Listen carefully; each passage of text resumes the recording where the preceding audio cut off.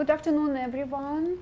Thank you for coming here on the almost last day of the summer, because this is more important, much more important.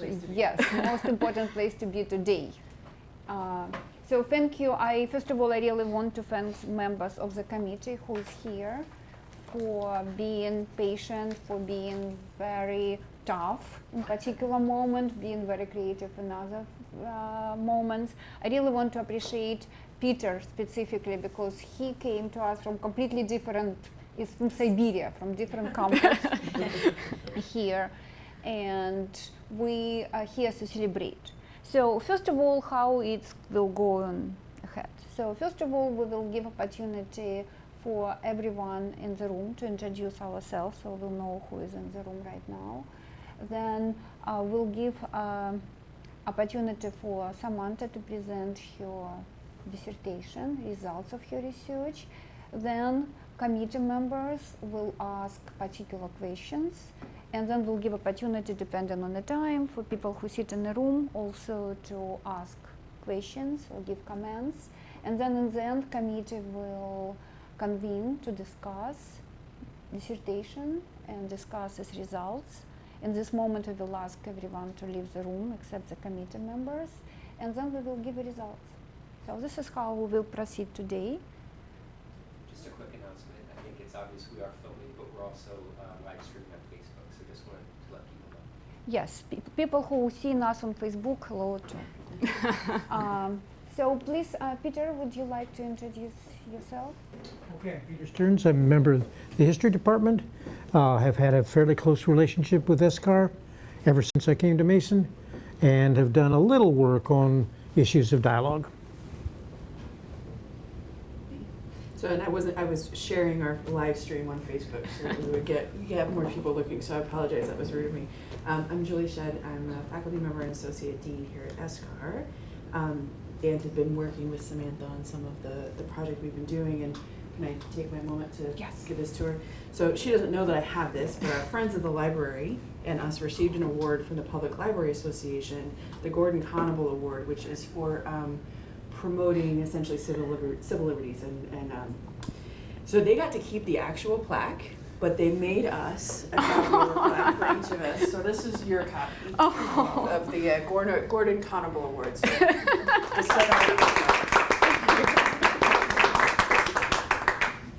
That's good. Yeah, I thought it was very cute that they made sure that each of us had a copy, since the plaque is living at the library. Oh, that's so nice. But just great confirmations of the things we've done here. So my name is Karina Korostelina. I am professor here, and I'm chair of the committee, and we worked with Samantha for years. Yeah. Not for dissertation, but in different classes, traveled together, so it was wonderful to know her. I'm Shoemaker. I'm Samantha's mother-in-law, and so I've been doing my best to support her for what little I know about the graduate work, which is minimal. But anyhow, I've been there for her, so it's a joy to come down and see her. Thank you. Matthew Bailey. My name is Matthew Bailey. I'm a second year PhD student. Sharice Cognas, I'm a staff member. Timothy Shoemaker, Samantha's husband. Mary Davis, PhD candidate. Phil Bull, I'm an attorney from South Carolina. I'm a friend of Samantha's. I'm Hannah Kramer, and I'm a friend of Samantha's. And I am Samantha Borders-Shoemaker, and I am here to defend my doctoral dissertation. Okay, Samantha, you have like 30-40 minutes to speak about your dissertation. Okay, great. I did want to start off real quick with some thanks. First of all, I really want to thank my committee. My committee has been an excellent committee in supporting me and guiding me through this process. I've worked with Karina for over 4 years now, and I have learned so much from you, Karina, and I just really deeply appreciate you and what you've done for me and the guidance that you've provided for this doctoral dissertation. I couldn't have done it without you. Thank you. Julie, thank you for taking a chance on me in 2017 and letting me come on with the Hot Topics team, and that has obviously trickled into this, so thank you. Peter, I really appreciate you being here, being such a wonderful third committee member. I really appreciate the time and the thought and the consideration you've put into my work, and I really, really just appreciate it. Tim, you've been a rock star this whole time. You've been with me from day one in my doctoral program. Thank you so much. Thank you to my mother-in-law who came just for this today. So thank you so much for making that effort. Hannah is one of my closest friends. Thank you for being here, and Philip for coming along. And thank you so much for your support, Mary. Thank you. You've been an integral part. You know. And Charisse, thank you. All right, so before I go on all day to talk, so of course my doctoral work is titled Let's Talk, Interpersonal Dialogue in a Moment of Political Hostility. This topic derived out of my work with Julie on what was originally Hot Topics Media Literacy and Dialogue program, but is now Media Matters. And during that time, we were collecting feedback from participants in these workshops that are based out of Fairfax County Public Libraries. And one of the things we kept hearing over and over again is, I can't talk politics with my husband, my family member, my friend. And lots of people spoke of the issues that they were losing relationships or their relationships were deteriorating. And the more that I thought about these issues, the more I considered with what we were doing with the dialogue, which is just about difficult conversations and how to start developing that. What if I did something more towards the political end?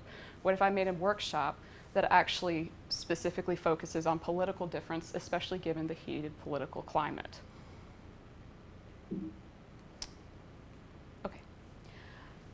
Which, looking at the Division in the United States, Pew Research Center has cited that since it started collecting its data in 1994, that we are at the greatest division in terms of political opinions today.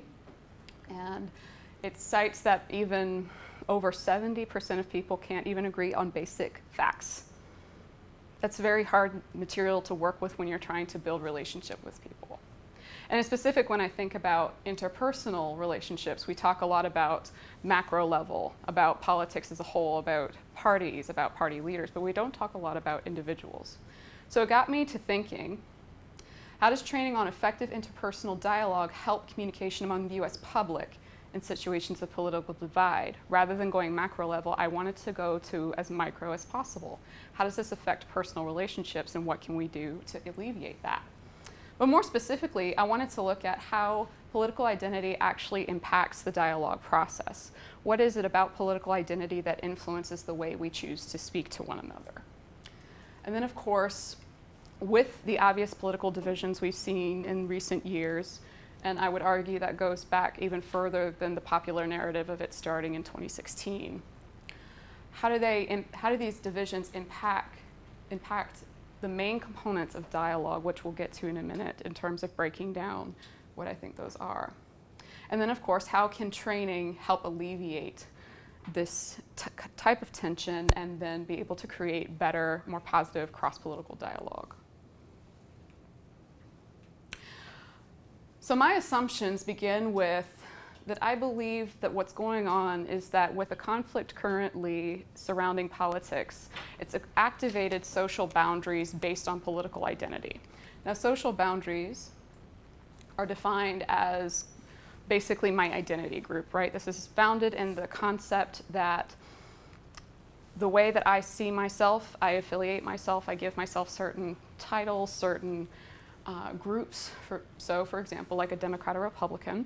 But when social boundaries, the way I differentiate myself from another group, becomes so solidified that I can't identify as more than one, or it becomes a matter of contention if I do identify as more than one particular identity, then we have boundaries that can solidify and create scenarios of increased hostility and even violence in some cases.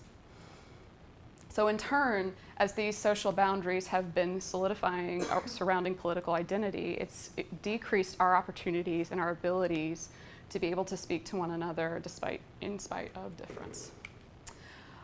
In terms of the dialogue components, The components that I think are being affected right now are 4 primary, which are acknowledgement of needs and self-awareness, essentially our ability to say and articulate what it is I need from a conversation, and to be aware enough about the way in which I think and being willing to talk about and express that.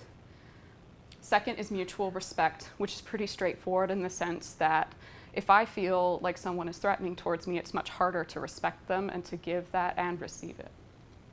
Independent critical thinking and engagement of surroundings are paired together as the third component, in the sense that if I'm not taking in the scene as a whole, if I'm not holistically looking at a conversation, if I'm not critically engaging not only what I'm thinking, but also what the other individual is thinking, then I'm lacking the ability to see past my own biases.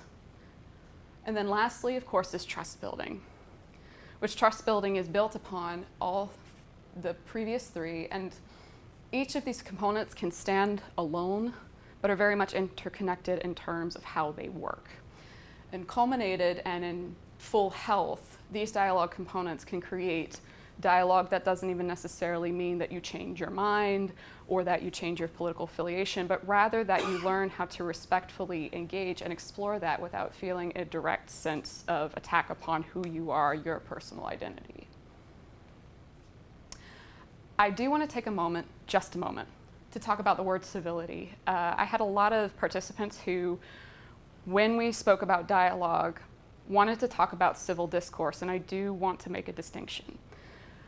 I shy away from using the term civil discourse, civility, because the term itself is embedded in really something closer to manners and something closer to the civilized versus the savage, which I did not particularly feel was conducive. So what I decided in engaging the term civility is that what I have more desire about, more interest in, is that we have conversations that are candid and that include emotions, even if it's not necessarily within social protocol.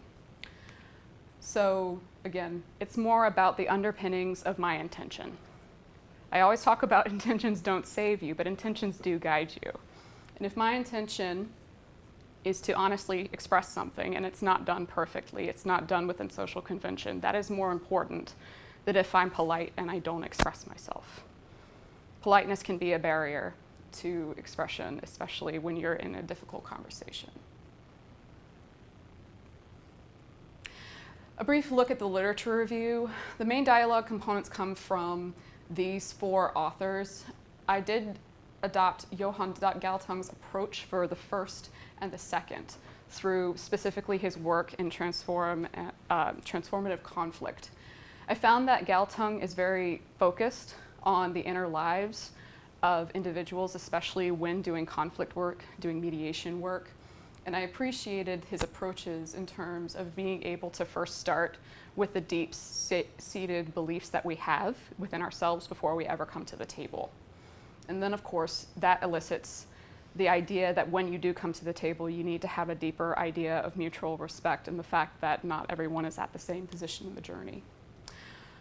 Critical thinking obviously is linked to Paulo Freire with specifically his concept of conscientization, which is essentially the process in which you become increasingly conscious through your own journey about your positionality in society, in your family, in your social groups, and to be able to engage in critical pedagogy, which is essentially a type of education, a type of learning that empowers a bottom-up approach rather than a top-down.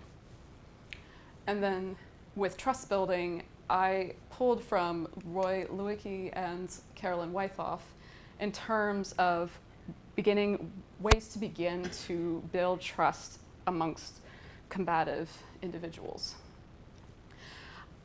For this, with social boundaries, for my committee and those who have read the literature review, I broke this down essentially to talk about the ways in which we explore and create and fashion our identities and how that can be tied into the way in which we see ourselves as political beings. I specifically want to draw focus to Karina's work, as a matter of fact, Karina and Dan Rothbart, because with the workshop that I'm doing, what I would like to do is to create a new collective axiology with the approach in which we discuss dialogue as a country. My work here is not a magic pill, but it is a beginning, and it works with the very foundations in which we as lay people are able to speak with one another. Going into dialogue, and you can see a good number of names here, I did want to address a couple of theoretical underpinnings that you'll see elements of later. One thing that I did decide to bring into this is, of course, the dialogue types, especially with Martin Buber's I and it and thou, that actually proved, and I'll talk about this a little bit later in the workshops, this proved to be one of the most useful approaches to talking about how we objectify others in conversation. So Martin Buber was quite key in development of the workshop structure. Let's see, who else do I need to get here? And just to talk about Skako and Warren for a second here at the bottom, I include them because they address issues of intergroup contact. Of course, being the theory that if two rival groups get together and meet, that there will be lessened bias. However, contact itself is not enough. And so for Skako and Warren, what they say is that the encounter should A, be positive, but B, it should also come with practical skills rather than focusing on broader theoretical concepts, to be able to give people tools with which that they can explore themselves. So, after considering these theoretical frameworks and pouring them in, I developed this logical framework with which each class builds off of. Let me see if this works. It doesn't quite work, sorry guys. So the idea is that each class will begin with a specific dialogue component, and then of course a training component. So out of social boundaries, we start with acknowledgement of needs, and then we go into the training of effective listening and personal agency. Again, because we're dealing with the problem of aggression and threat. So these are meant to be the primary de-escalation skills for one's own internal conflicts when coming into a political conversation. Reimagining the other is, of course, starting to reapproach the way in which we collaborate. So I used a series of collaborative exercises in order to increase positive exchanges and to be able to combat self-centered communication, which is what I was observing in real time with individuals who I interviewed in the first tier. And then, of course, effective speaking, I linked back to groupthink and critical thinking because this is the part, this is your time to shine when you're in a dialogue. And you need to be able to be thinking on your feet, but to also stop yourself, go back and think about the way in which you framed your discussion. The framing is specifically important to individuals who I spoke with. And so that was quite helpful. And then, of course, the fourth class deals with trust building through dealing with emotions. Emotions, as we'll talk about a little bit later, are one of the biggest turnoffs to having these types of discussions, including specifically anger and aggression. So what we do is we actually work with not only de-escalating my emotions, but attempting to help assist in de-escalating the emotions of the other person should they become heightened in a political conversation. And then, of course, hopefully, this leads to these final products which each class works toward. Methodology, I want to specifically talk real quick about phenomenology, and the reason I chose this was because as I was considering the interviews, as I was listening into my community, I realized that what was needed more than anything was to provide an open space for which people can freely discuss the way in which they were experiencing the conflict, not because that is the ultimate truth, but because that is the reality in which they live. And if I cannot first address the conceptualization of political dialogue as they see it, I can't move it into a different sphere.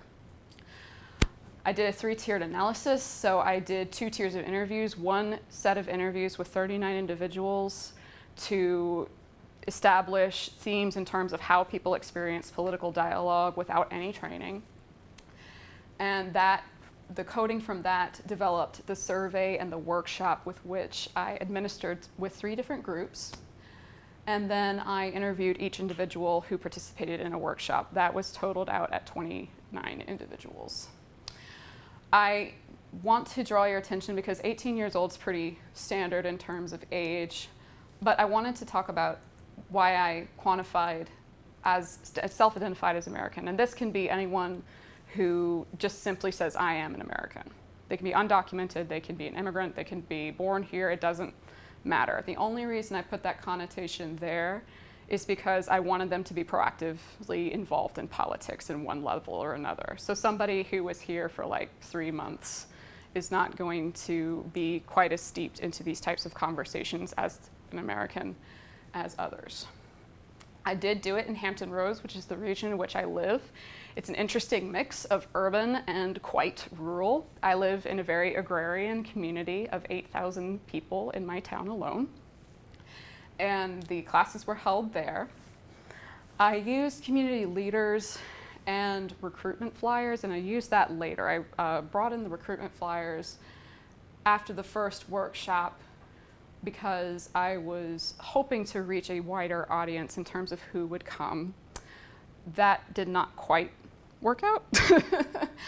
Community leaders also provided legitimacy for me within the community and did provide me a good number of individuals to speak with in the first tier.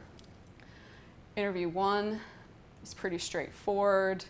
Got some very interesting results from that. I did mostly, in fact, all of my first interviews were done in person. None were done over Skype, although that was always offered as an option.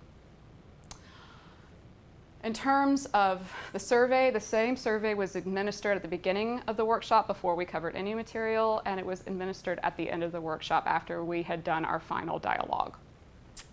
The sessions were slotted to be an hour and a half. They usually lasted more like an hour and 45, and that was due to participant engagement. They were very invested in the class and were not particularly keen on leaving early, which was wonderful. It was wonderful. It was a wonderful opportunity, but it did go over time a little bit.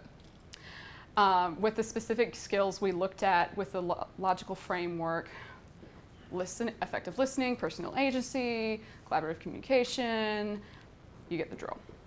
Each week they had a very small assignment, and when I say small, I mean as natural as breathing. Basically what I had participants do is after we had worked on a skill each week, I asked them to consider the role in which that skill plays in their conversations over the next week, which was easy to do, it was memorable, and people had a lot of personal experiences that they would bring back to discuss at the debrief in the next class.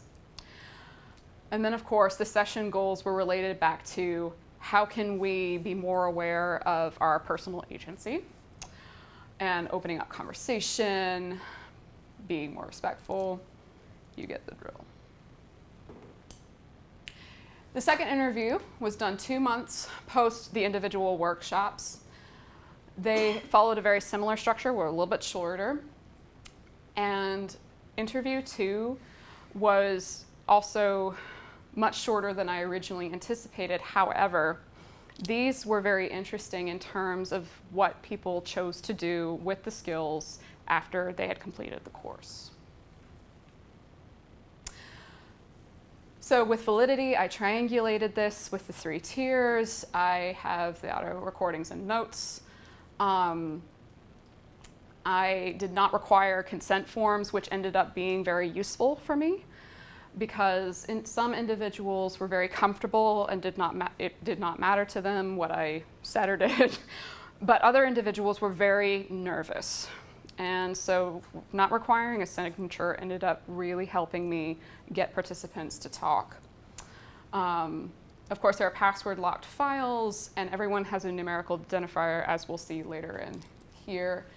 And with everyone, they were treated as full individuals with full rights. Everyone got the spiel. It became a joke in the community that I gave everybody their spiel of rights before we talked.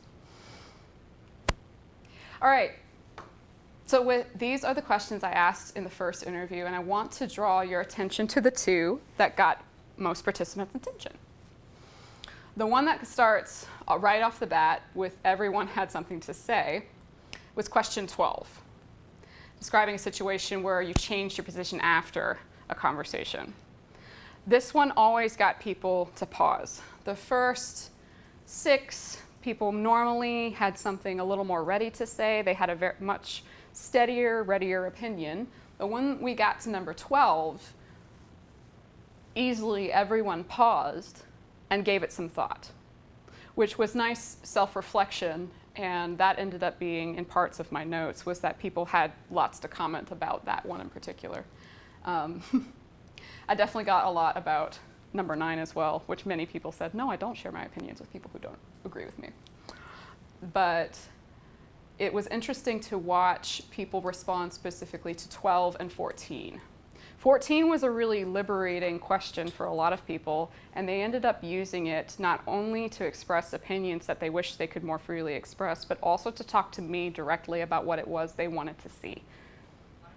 So this was a great way in which to get participants more comfortable, and they ended up talking much longer after question 14. They usually just wanted to get it done, but when we got to 12 and 14, they wanted to take a good stop. So here are the findings, the major findings, and I define them as between 100% and 49%, simply because I felt like there were some within that 49% threshold that were worth mentioning. So in terms of social boundaries, 82% really only wanted to talk with people who thought just like them. This is not a surprising result that I found, but was very prevalent. And as participant 13 said, people I know aren't gonna just get in my face and just go ballistic. That was definitely repeated quite a bit, but I liked his colorful language. Anger and aggression. There was lots and lots and lots and lots of discussion of anger and aggression. And easily one of the biggest shutdowns to a conversation. And I think participant 35 said it perfectly. Some people say they want a dialogue, they want a monologue. So this is what most of my participants ran into when they were trying to do cross-political dialogue. Trump did play a big role, but it was not universal in terms of how his role was represented. There was a camp that said that people became hostile after Trump because it was a Republican president who was more populist and therefore they don't like blue-collar people. Simplistic, but that was one side of it. And then the other side of it was that Trump is an aggressor and has created more conflict, and therefore he's the reason we're having political issues right now. But I feel like participant 12 wraps that up really well. He's given people the right to be angry and unhappy and express their feelings whether it's validated or not. I think that accomplished really nicely the wide range in which we discussed President Trump. Being open-minded, I thought I would see this more. And I mean, 49% is significant to be sure, but I was surprised at how it wasn't closer to like-minded bias or anger and aggression. Out of these, some were not surprising, some were. I was particularly interested in how so many people, despite their avoidance of conflict, despite their aversion to it, really valued individual choice. Talked about, I may not like you, but I very much value the fact that you can think whatever you want to here. That was not particularly an issue amongst the majority. A couple of these I feel are a little bit cultural, like ensuring the other person is comfortable, specifically within the Tidewater region being a more southern group in particular, but, you know. 74, avoid conflict. I started expecting it in interview 1. People would talk about, well, I avoid conflict at all costs. And let's see, yeah. The others I found pretty straightforward. All right, so based upon these and other themes that I found, I developed the workshops. So I made each day about a topic, exercises, brief explanations, and then we had a culminating discussion on news that directly affected the individuals in the group. So it was always quite local news. We've talked about the skills before in terms of how I paired them. They follow the logical framework quite closely. This is the screen they would see each week. So in terms of effective listening, what I covered in terms of concepts are essential steps to start thinking critically about your own needs as well as what you can control in a conversation. With practice, I did 2 different types. I used a pet peeve exercise, which I knew from the Hot Topics class works quite well to get people to open up. But I also used reflective fill in the blanks, which is an exercise I designed to help flip a person's narrative. So essentially, I had them fill out their chosen person saying, I don't like it when blank does blank because it makes me feel blank. After they said that, they then had to flip it on themselves and put themselves in that situation. So they'd say, I don't like it when I do this because it makes me feel like this. And that was an effective tool with which it was able to have us stop for a minute and debrief on putting that back on ourselves. And it got people to begin to think about the impact in how we conceptualize things and about how it impacts others. We talked about trash can dispute at a popular restaurant. This is still ongoing, by the way.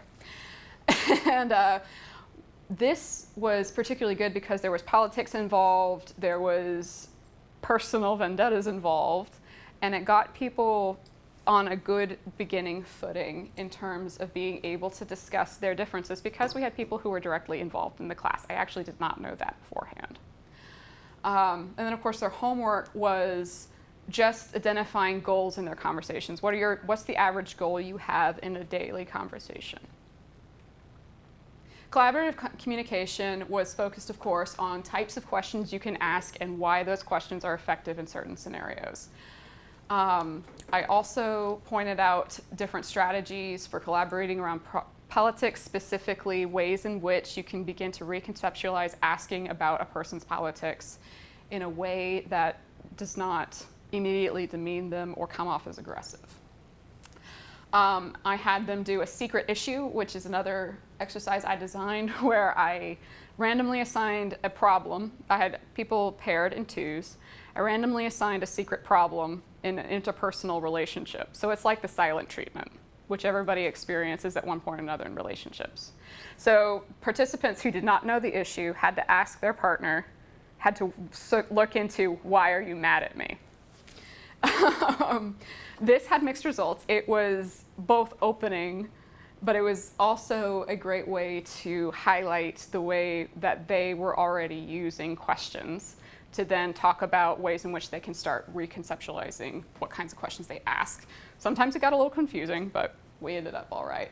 And then the yogurt exercise is one I designed for Hot Topics, where I give 2 scenarios to 2 partners, and the scenarios are slightly different, and they have to talk to each other to figure out the discrepancies in that scenario. And in this case, the scenario was a yogurt that had been thrown out of the communal fridge at work, and the yogurt belonged to one person and the other person was clean freak. And that developed some good conversation as well.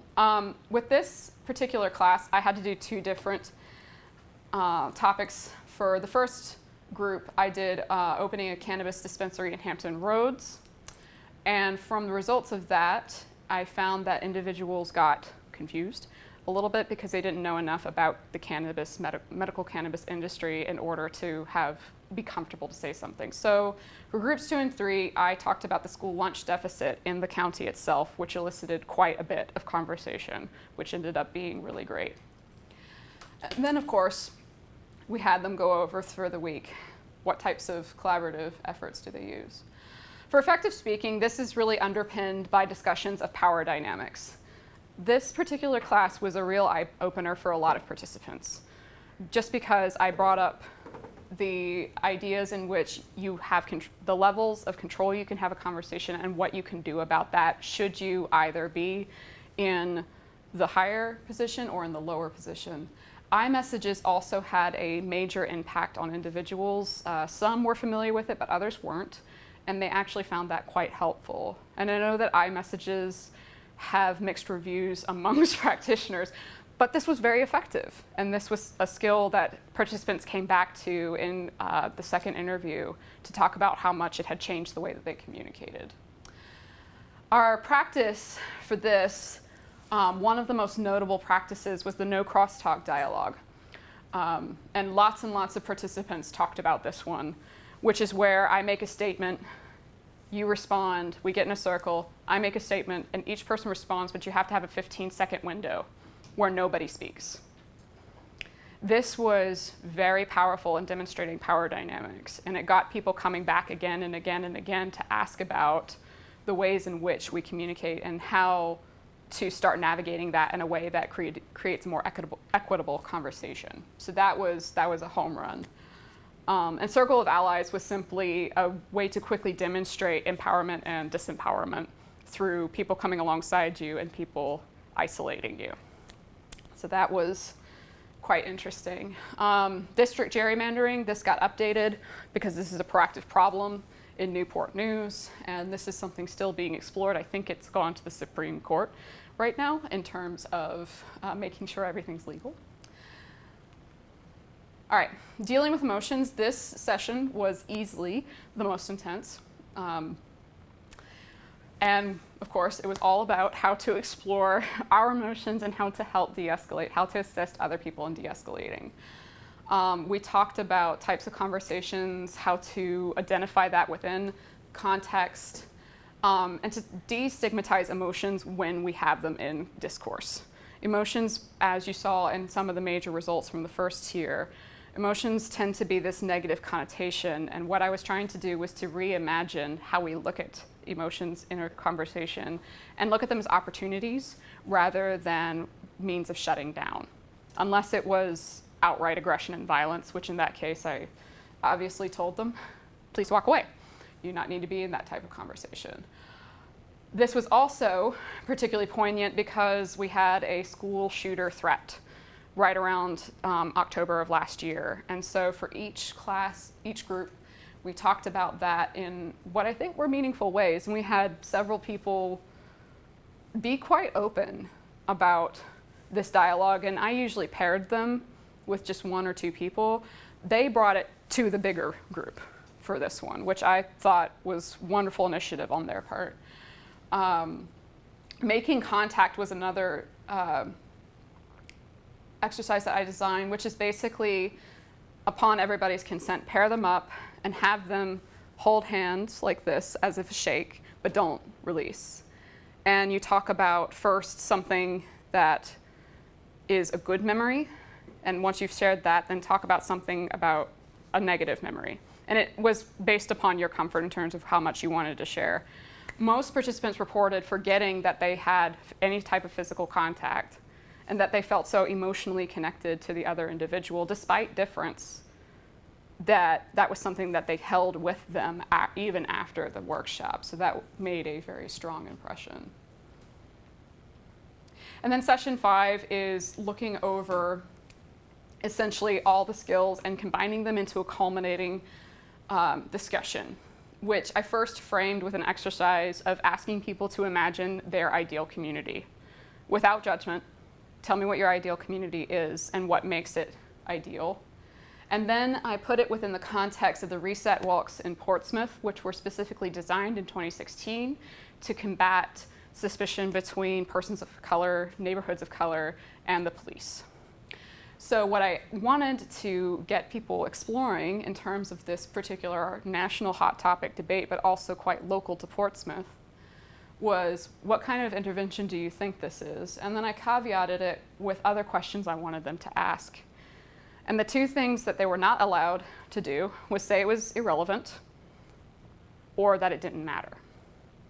And by taking away those two types of phrases, it got people really talking in a candid way, in which I thought was pretty productive. So, with the workshop evaluation, and we'll get to the slides in a minute, basically, I'll go ahead and go over these directly. So figure 1 is just directly a overview of the progress made between the different groups. Now, being on a scale of 3 to -3 to 3, the groups all made significant improvements, with group 1 being the one, including the hot topics class, that made the most significant change towards positive attitudes. I should note that group 2 made the least change, but they also were one of the strongest groups in the initial positions. These are the questions on the survey that I administered both at the beginning and at the end. All of them are based upon different elements of dialogue that I discussed in the beginning.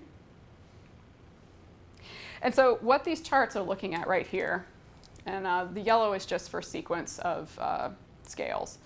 But what I studied here was the change in attitude for each and every question, the group's initial position, and then their final position.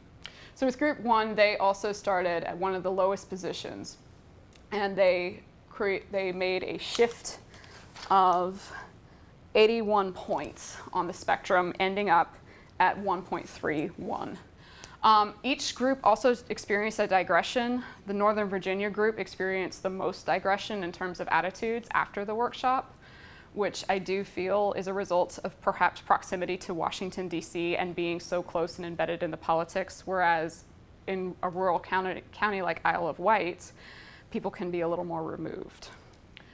For group 1, question 12 was where they experienced their digression, which has to do with basic attitudes towards other individuals. But for question 4, they experienced the greatest and most significant change. Group 2, their digressions they also experienced digressions for questions 4, 9, and 11.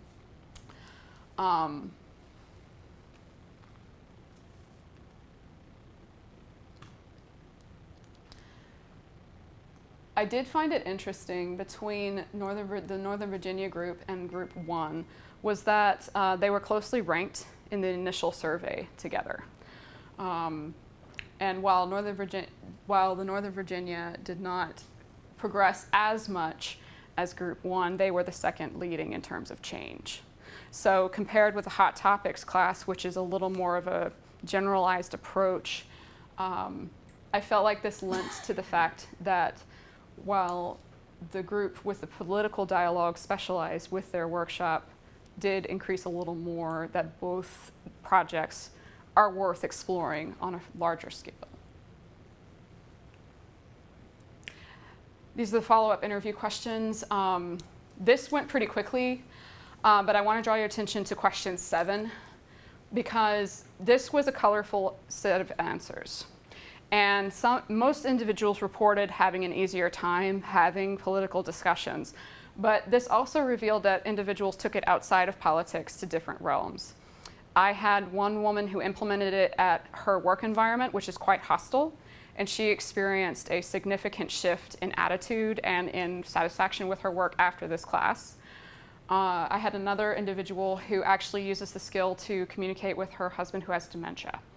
And she said that that relationship has improved since using these skills because she's become more patient and he's experienced her laid-back attitude as improvement. I also had a mother who is now teaching her child these communication skills, and she's reported that he has a different pattern in which he communicates with her.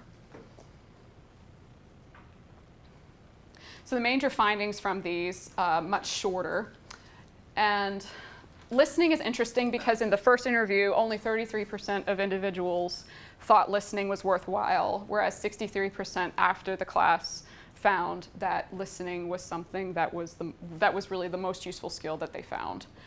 I got a couple of vague themes that were colorful, but most people discussed, which was, I had one very strong endorsement. In fact, she's following up on this in terms of implementing a similar course for preparatory school. And then, of course, interesting. So the topic itself brought in individuals to the workshop.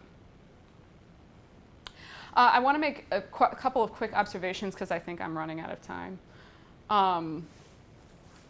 The primary observation that I found was the language with which Republicans and Democrats express their opinions. Republicans are far more apologetic, which I found very interesting. They used phrases like, "I'm sorry, but," "I'm not a blank, but," whereas Democrats very confidently express their opinions without any sort of disclaimer. So I found that interesting because I would have expected, with Republicans being in power at the moment, that they would not feel the need to be apologetic, whereas within these private, personal conversations, they were using a type of language that was disempowered. And that independents experienced a lot of aggression from people who were a part of primary parties, being the Republican and Democratic Party. And that while they did not feel the need to ascribe to the aggression or be affected by it, that they did experience individuals who blamed them for certain political outcomes because they would not lean a certain way. So, answers. In terms of the primary question, people really felt ultimately empowered.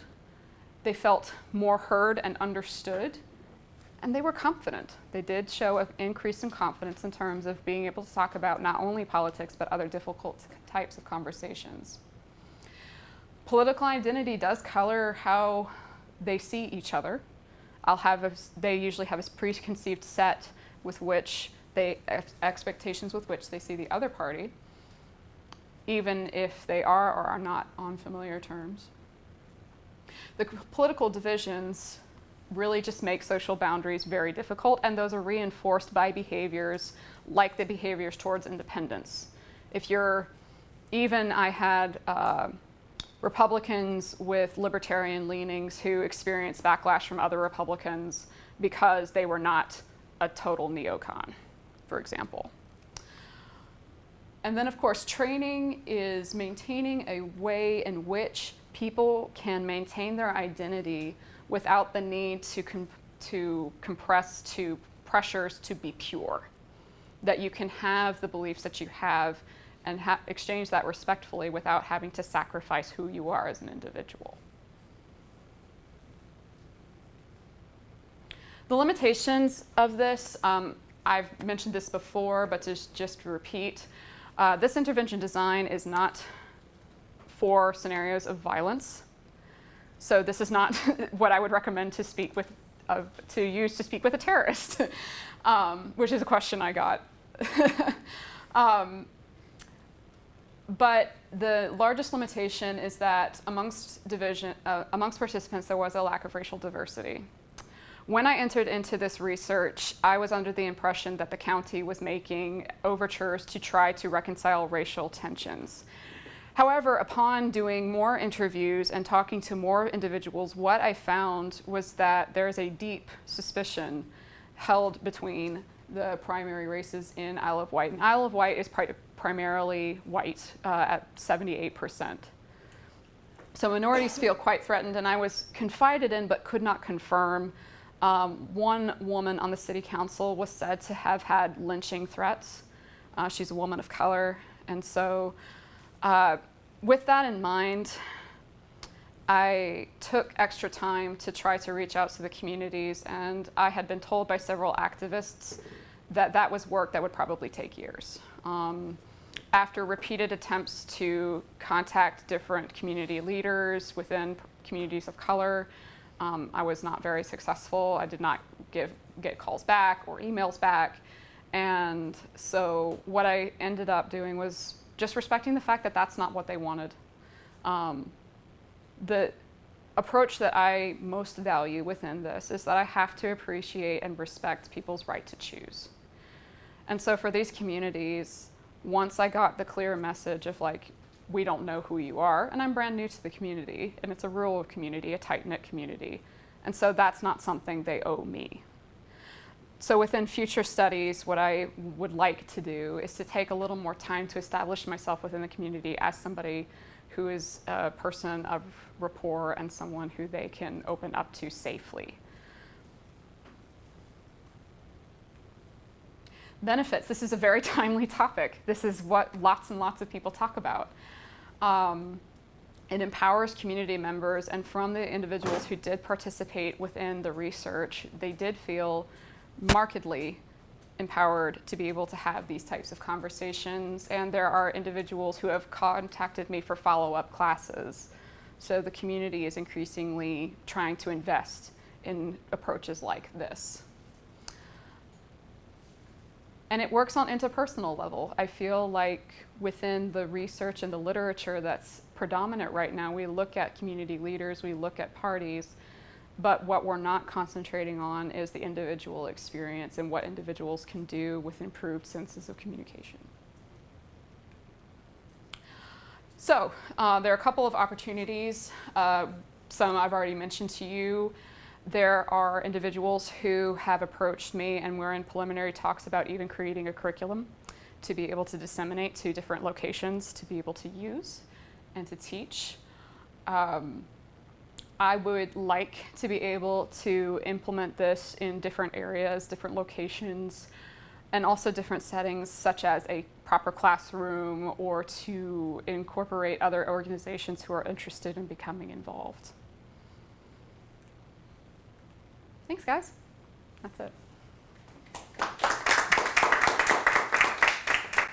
Thank you very much, Samantha. So now we're going into next stage. So committee members will have the opportunity to comment, ask questions, deliberate on the results. Peter, you are our esteemed guest from Siberia, so please come. Okay. First of all, really interesting, both the dissertation itself and your presentation. I don't want to get off on this too elaborately. Sure. Really interested in your comments on civility, because I think you contradict yourself. Okay. Because in setting the parameters for the discussion, you repeatedly use the word respectful. Mm-hmm. What's the difference between being respectful and being civil? Okay, great question. So, and I would say that respect and civil discourse have different theoretical underpinnings, which is what I was trying to get at. So with civility, civility is tied to a sense of decorum, is tied to a sense of following social conventions, in being able to conform to expected behaviors. Whereas respect is not necessarily something that has to come with decorum. Respect can be between two individuals who are actively angry at each other, but are able to look past that even when there's ill behavior that's been involved, and be able to start reconstructing something different. Okay, maybe. Okay, that's Not fair. totally persuaded.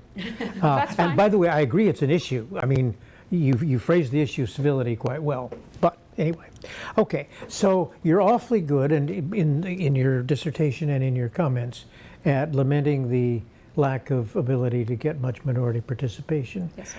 To what extent more generally, this I don't think you talk about, to what extent more generally do you have a certain self-selection in the people who are willing to participate regardless of race, i.e. they're a little bit more likely to be inclined to say, gee, I recognize that this tension needs to be addressed. In other words, they're a little bit more likely to be more flexible than average going in.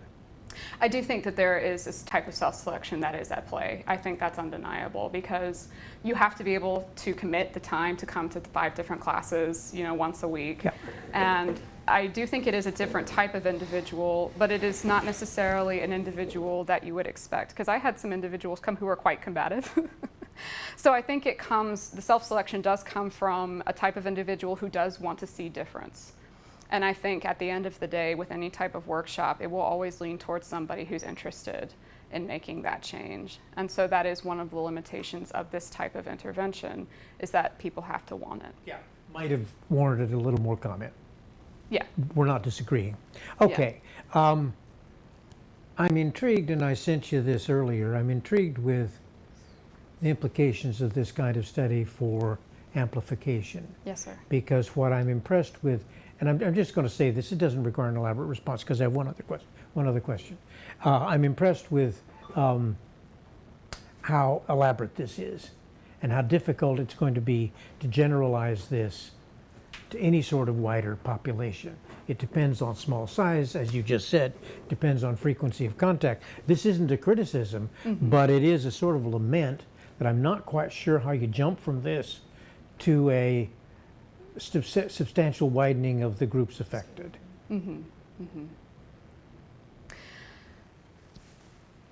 I mean, yeah, that's something that I've been proactively thinking about. And I think part of it too is that it came from within its own community. And even though I was a new community member, people recognized that I was an invested part of that community. And it may be that within the model, we encourage that it comes from within the community. It is taught by a community member, not from someone outside of the community. And that way it builds a type of rapport that people can lean into. Because I think it's different when you're in an urban setting. And I think these results might have been different were I in an urban setting, which is why I'd like to expand upon that. Okay. But with a rural setting, there's a lot that depends on trust and depends on reputation, which I think does make a difference in terms of people being open to it, if that makes sense. Okay, so here's my final observation, and it is a sort of a question. You correctly say we got a great problem in this country now in terms of political divisiveness. Yes. Okay, I agree with that entirely. I'm impressed, though, that on the whole, your remarks in the dissertation itself incline more toward, here's the result I'm looking for. I want people to be more comfortable in interacting with others within this divisive political climate, which is a perfectly worthy goal. You don't say much directly about how this might improve the political climate itself, which frankly I'm much more interested in than how people get along at Thanksgiving dinner. Yeah, that's fair. And the spirit with which I designed this is that I believe that most studies are 5 steps ahead of where the average individual is. And so this type of pursuit is a response to that, to be able to actually lean into the great work that other people are doing and to get people ready for that, basically. If I were to talk about the ultimate long-term goal was to implement this into a type of class that people take, like government, like language, like history, to make it a class that everybody takes so that we all have an equal foundation that isn't just based on our social groups, but is based upon foundations of communication that can actually be more conducive towards conversation. Okay, again, I think it might be interesting to think a little bit more about slightly more direct political results, to see if those could be worked into the process, as well as the improved ability to get along with others. It's very interesting that people take away from this, gee, this helps me talk to my obstinate daughter about non-political issues. That's great, but there isn't as much sense of what the results would be in terms of altered political behavior. Okay. Okay, thank you. Thank you, Peter. Thank you very much. So I have one, I think you've put together, I'm excited about actually having done evaluation research of something that's been a little amorphous, right? Right. And trying to figure out a structure to figure out if we're actually making change. Yes. Which I think is really fantastic and really hard. So, particularly with the sizes that we're at. So I think part of what is really strong about what you've done is you've kept your logic really tight between the kind of theoretical underpinnings and the behavior you're looking for and what the outcomes were. And so I think you've created a really nice framework that is tight and moves those pieces through. There was a couple pieces that I think, and I have some specific notes kind of in the document, which are mainly about wanting your project to be more clearly presented. And there's a couple places of clarification I think you can do. Okay. I think that when you were talking about this idea of reimagining the other and what that looks like, there's a piece of literature, social psychology around kind of fundamental attribution errors and how do we understand intentionality that I think you probably need to bring in, because somebody reading it is going to say, wait, we actually have a body of literature that's around that. Okay. I don't think it changes any of what you're doing. I think you just need to acknowledge it so that someone with that background sees it. Kind of similarly, I think there's a couple spots when you're talking about methodology that that when we got to results, you had some data that weren't prefaced in the methodology section. So, for instance, the inclusion of the hot topics group didn't show up in the methodology section anywhere, but the results showed up in the results. Okay. So that's just a clarifying, right, to make sure that that we've got those pieces in there. And I think similarly, I was curious as I was looking through some of the interview data, how many people did you actually get all the way through the process? So if you're 29 interviews and then doing 39 and then 27 at the end, how many of those were the same people? Not many.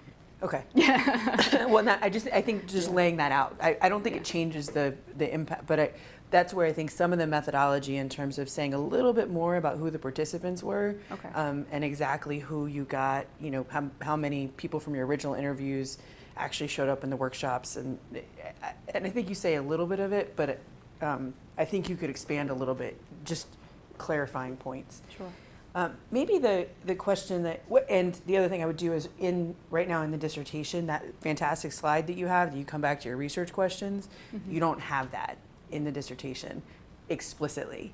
You have the data that talks about it, but in the conclusion, come back directly to the research questions and list them like you did in the slide, right? Yeah. The data's there, but you need to wrap it back up in a bow, right? And tie the bow for us so that we see those questions. The one question I was less sure, and maybe you and I are framing the concept a little bit differently, is I felt like we didn't necessarily. Where do you feel like we got back to the political identity question? In terms of impact of political identity on dialogue. Could you maybe say a little bit more about what you feel like came out around the impact of the political identity on dialogue skills? Sure, question? absolutely. So in terms of that, that was more closely linked, and let me get back to the questions. So my impressions is that it wasn't so much on my specific political identity, but political identity as a whole and the way that directly impacts the components of dialogue. Okay. So I didn't look so closely at like Republican and Democrat difference because I frankly felt like there's so much research in terms of Republican attitudes and Democratic attitudes that what I was really looking at was the macro level of political identity itself. Yeah. So how does my biases as a person of political identity impact the way in which I'm approaching dialogue? Does that make sense? It does, yeah, and I think that wasn't what I was expecting, and it may be that because that wasn't what you were expecting at the beginning, they was expecting to be able to tie that Republican-Democrat piece more closely. Okay. So I think that's fine. As you then describe the answers to the research question, I would just say that. Okay. Yeah. That ended up not being an area that seemed to have a lot of value. What ended up being more interesting was salience of political identity as a whole, as opposed to of a particular identity. Okay. And I think that's fair. So I think adding that in. I have a couple other small things that I won't do in this setting, but just that as you are working this document into however you're going to further present it, you've hit all the different markers that I think will help. Cool. So good job. Appreciate it, Julie. Okay, thank you very much. So my first question actually very similar to what Peter raised about in his last question about the impact on political climate and what Julie was speaking about identity. Because when we work together, I think for me, the really important points was, and I told, show me logical framework, right? Yes. And it was something which really bound together the entire work and so on. And your work is really pioneering because you bring in the entire huge scholarship in dialogue. And it was very nice, and Peter was editing this book and I was writing review on it in the time that you were doing dissertation. But this was a very good moment, huge scholarship on dialogue, and there is an enormous scholarship on identity. But actually there are not a lot of bridging between these two scholarships. So it was, for me, real excitement to work on this issue. And my question is coming from and you've done wonderful work. My question is a little bit other-sided that you ask. So how we can see that dialogue actually did bring change into identities of the people? I see. So did it remove and you address it a little bit, but I think it would be nicer to stress is even more how it's changed the boundary, because it's your key concept. Did it reduce salience of identity? Did it really reduce collective axiology because you concentrate on it? Or somehow move collective axiology from less generality and into more balance too? So this first question.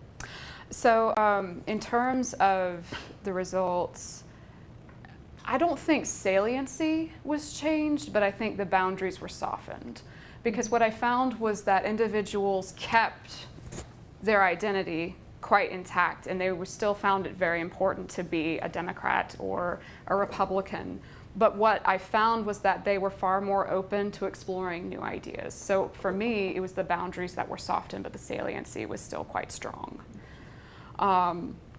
In terms of connecting that back to the impact on identity, for me, I felt like as I was going through, the approach of respecting identity first without asking too much change was what softened the boundaries, rather than saying, I want you to change who you are. Absolutely. And actually this is bring another very interesting topic, maybe for future, but one of your comments in the end about some secondary results, as you put it there, was very interesting. I observing it more and more, this whole idea of marginalization of independent people. Yes.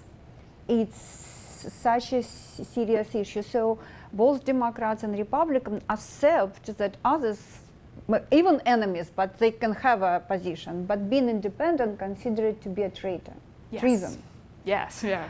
So this is a very interesting topic which might be very interesting to at least I see it. For example, then people believe that it's a gay person should be Democrat and gay person is a Republican.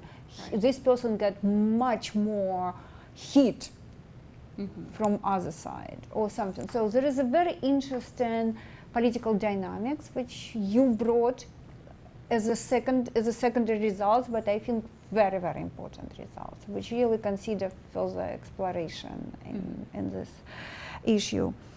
It's just a comment. So, but if you want to comment on it too.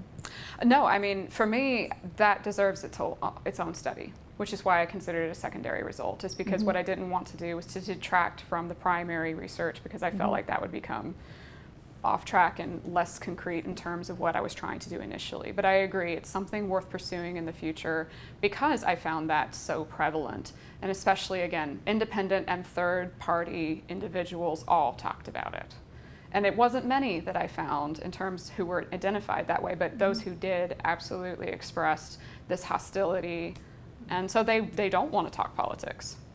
Yeah, and I saw like this effect of bandwagon effect and Halo effect, a lot of cognitive effects on why it's happening, but I think it's really require stronger exploration. So another my question is about developing exercises, because you really just notice that I do create exercises, and it's very, very creative part of the work, being able to pick the concept from theoretical point and then create exercise which will be meaningful, right, for people who participate. So you really bridge in theory and practice and creating this very important practices of people to understand conceptual idea, how it works, and actually learn from it. What would be your feedback from creating these exercises? Do you have any recommendations for people who create exercises for their work? Yes, I do.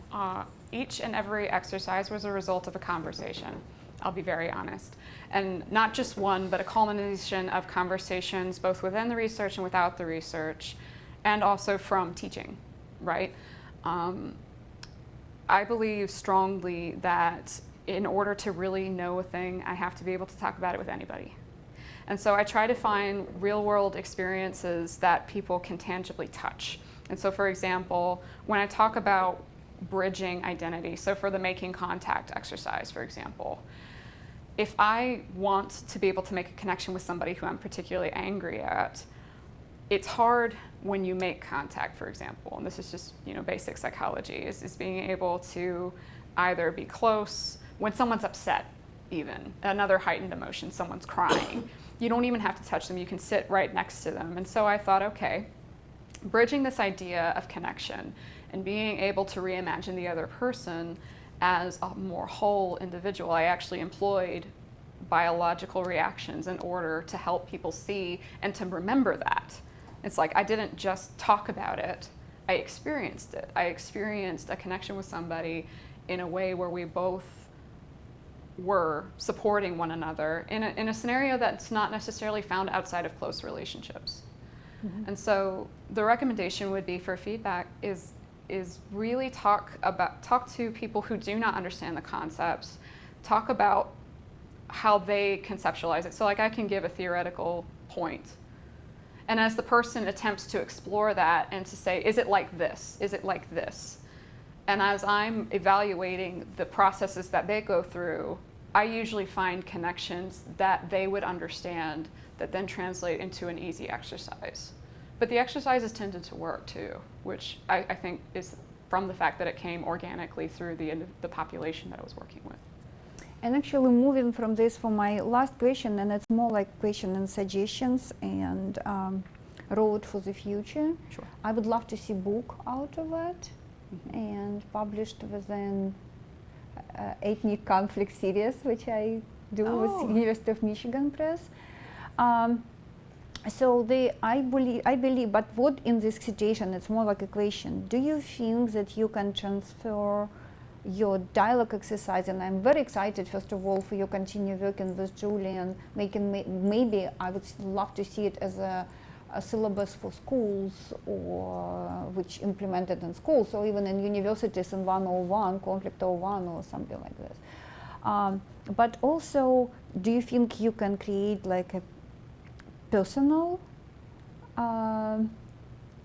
roadmap for people, recommendations how to be in, or you definitely need to work with other people in dialogue to learn about dialogue? I definitely think that I could create a format with which people can begin this process on their own, because again, it starts with us, right? Each and every skill that we learn has to begin with our own self-discipline. So I definitely think that I could create a conceptual map about where I can begin before I even start engaging with other people. Absolutely.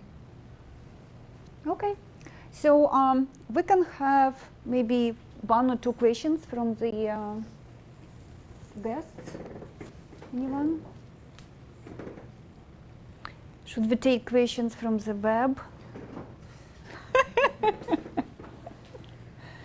People can text or something.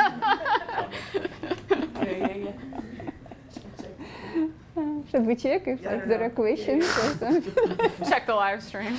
Okay, does anyone have comments, questions? Maybe somebody you can comment? Yes, please. So what's your greatest hope with this research going forward? What's the most inspiring? Where do you want to see it? I would really like to see this work create a foundational change in the way that we communicate as individuals, not just with politics, but beyond. And the specific scope of this research is with political dialogue, but I think there's something to be identified here and to be carried forward as we do with hot topics in terms of changing our standards as a culture about the way in which we approach difficult conversations, because I think there's a real need for that. Thanks, Hannah. Okay, so at this point, then if we don't have any more questions, we will really appreciate if, so Paul, how do we do it? Should we 3 of us go and, in terms of recording, do you want 3 of us to go away? Probably it will be easier. A round of applause. Yes.